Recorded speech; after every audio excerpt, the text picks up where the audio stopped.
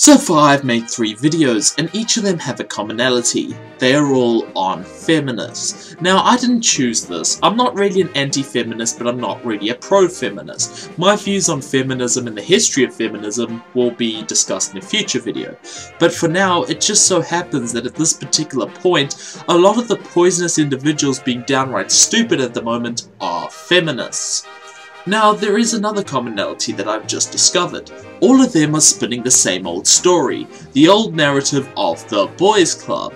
Adria Richards is talking largely, her whole thing is based on the narrative of the technology industry being a boys club. Feminist frequency, exact same thing, except for this time the boys club that she's breaking down is the gaming community. And if you want to extend things out a bit, the good people at Atheism Plus like Rebecca Watson and the like, of course, were talking about infiltrating the boys club of atheism. Now, what do all of these arguments made by people with the same essential ideology have in common? Well, they rely on the same idea of what the boys club is. Essentially, the understanding that seems implicit in all of their arguments is the mere fact that an industry or field or school of thought, being largely composed of males, creates automatic barriers of entry for women in those industries or schools of thought. There needs to be no other reason. A group of men will automatically attempt to censure and exclude women. Well, there's of course one problem with this line of thought. It is complete horseshit. You see, this boys club buzzword has its roots in the gentleman club of times gone by, places where no women were allowed, well, except for the strippers. But if indeed any of these things were boys clubs, there would be legitimate barriers to entry in these fields. Women would actually be discriminated against by rules. However, just the opposite is occurring. I mean, even at PyCon, for example, there were several groups of women coders who had a representation there. So what is this boys club thing really about? Well, culture, really. With all 3 of these approaches to the same issue, there's a tremendous feeling of someone kicking down the clubhouse door and demanding that the nearest person fetch them a chair. And let's be clear here, the group that is kicking down the clubhouse door is feminists, and not even all feminists, just this particular group of feminists. The same, almost invariably white, privileged, upper middle class feminists, who have to tell all of us plebeians how to behave ourselves.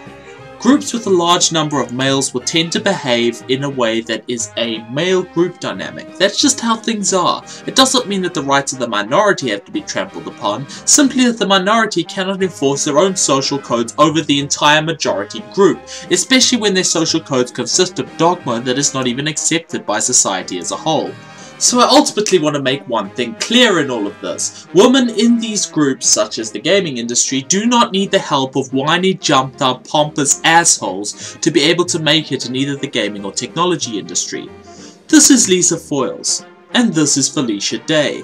Both of them are highly intelligent, attractive, and adored by the gaming community. In fact, Felicia's show The Guild has quite the following. Furthermore, this is Ada Lovelace, and this is Grace Hopper. Both of them are considered some of the key founding figures of computer science. I guess the boys club must have missed these 2 women.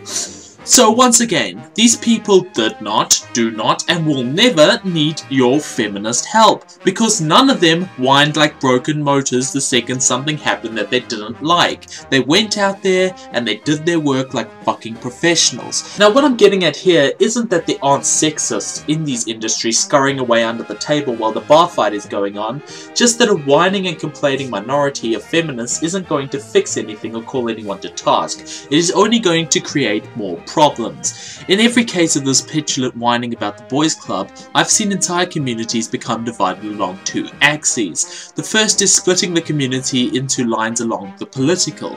Anyone who doesn't agree with the ultra left-wing progressive politics, i.e. rather a lot of people, are now the enemy of this small group. The second axis is the distrust that is now fostered between men and women.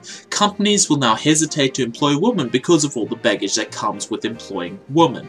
So what if she has these radical feminist leanings and causes a public incident that damages the company's reputation, like what Adria Richards does? Or worse, gets us sued, which Adria Richards just hasn't done quite yet. Not only that, but men will now have a much harder time talking honestly with any woman in these communities or fields because they are now worried that anything they say will be used against them later. So what I'm trying to say is that this boys club argument, presented time and time again, is as useless as it is divisive. So overall, I hope that I've added another point to why these people are wrong and why I fight them every step of the bloody way.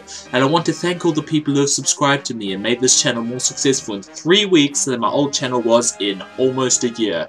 Your support is more than appreciated. Anyway, Feminist Frequency Part 2 Debunked is coming soon. It just depends on when Anita decides to upload a video. It's been a month now, so I hope that she's gonna do it soon. And I've been Dangerous Analysis, and as always, people, good night, and good luck.